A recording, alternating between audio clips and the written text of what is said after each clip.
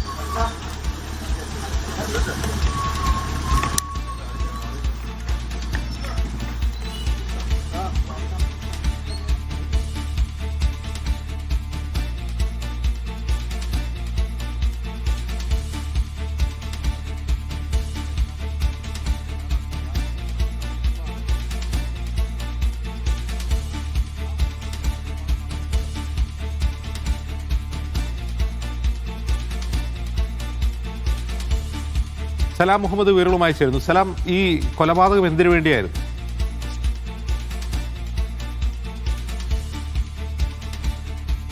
അജംസി, police പറയുന്ന പ്രകാരമാണെങ്കിൽ ഇപ്പോൾ ഈ കൊല്ലപ്പെട്ട യുവതിയുമായി 26 വയസ്സുകാരിയുമായി ഈ പ്രതി വൈശാഖിന് ബന്ധമുണ്ടായിരുന്നു, അടുപ്പമുണ്ടായിരുന്നു.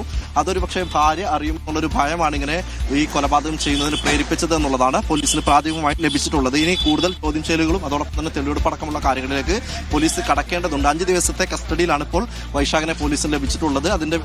അതിന് ഭാഗമായിട്ടുള്ള നടപടിക്രമങ്ങളിലേക്ക്, അതായത് കേസന്വേഷണവുമായി ബന്ധപ്പെട്ട കാര്യങ്ങളിലേക്കാണ് പോലീസ് കടന്നിട്ടുള്ളത്. ഇപ്പോൾ കൊലപാതകം നടന്ന ഐഡിയൽ ഇൻഡസ്ട്രീസ് എന്ന് പറയുന്ന വൈശാഖിന്റെ സ്ഥാപനം, ആ സ്ഥാപനത്തിനുള്ളിൽ വെച്ചാണ് കൊലപാതകം നടത്തിയത്. അവിടെ എത്തിച്ച് തെളിവെടുപ്പടക്കമുള്ള കാര്യങ്ങളിലേക്ക് പോലീസ് കടന്നിരിക്കുകയാണ്. തെളിവെടുപ്പാണ് ഇപ്പോൾ നടന്നുകൊണ്ടിരിക്കുന്നത്.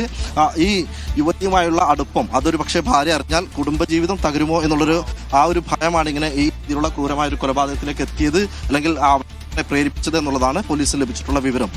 ഈ യുവതിയുമായി ഇവർക്ക് അടുപ്പമുണ്ടായിരുന്നു വൈശാഖിന്. അങ്ങനെ യുവതിയോട് നമുക്ക് ഒരുമിച്ച് മരിക്കാമെന്ന് പറഞ്ഞുകൊണ്ടാണ് ഈ വൈശാഖിന്റെ എന്ന് പറയുന്ന സ്ഥാപനത്തിലേക്ക്, വെൽഡിംഗ് സ്ഥാപനമാണ്, അവിടേക്ക് എത്തിച്ച് ആ രീതിയിൽ കൊലപാതകത്തിലേക്ക് കടന്നത്, അല്ലെങ്കിൽ കൊലപാതകം ചെയ്തത്.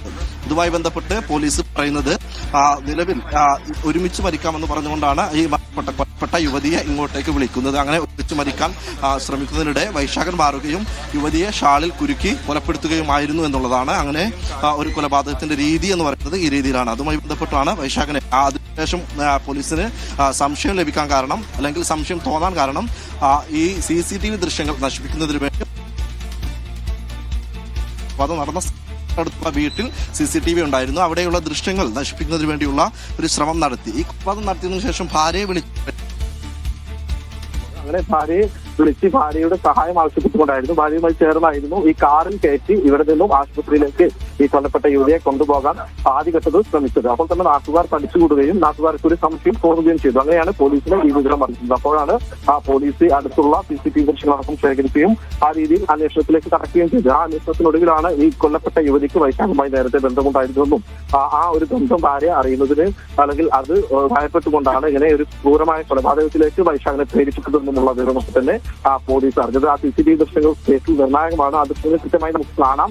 വൈശാഖിന് ഭാര്യയും ഈ സ്ഥാപനത്തിലേക്ക് എത്തുന്നു. അതിനുശേഷം ഈ സ്ഥാപനത്തിനുള്ളിലേക്ക് കടന്ന് ഈ കൊല്ലപ്പെട്ട യുവതിയുടെ മൃതദേഹവുമായി കാറിൽ കയറ്റുന്ന സമയത്ത് നാട്ടുകാരൊക്കെ തടിച്ചു കൊടുത്തു. അങ്ങനെ ആശുപത്രിയിൽ എത്തിക്കാനുള്ള ശ്രമം എന്ന നിലക്കാണ് ഭാര്യയുടെ സഹായം ആവശ്യപ്പെട്ടത്. സലാം പി മുഹമ്മദാണ് വിവരങ്ങൾ നൽകിയത്.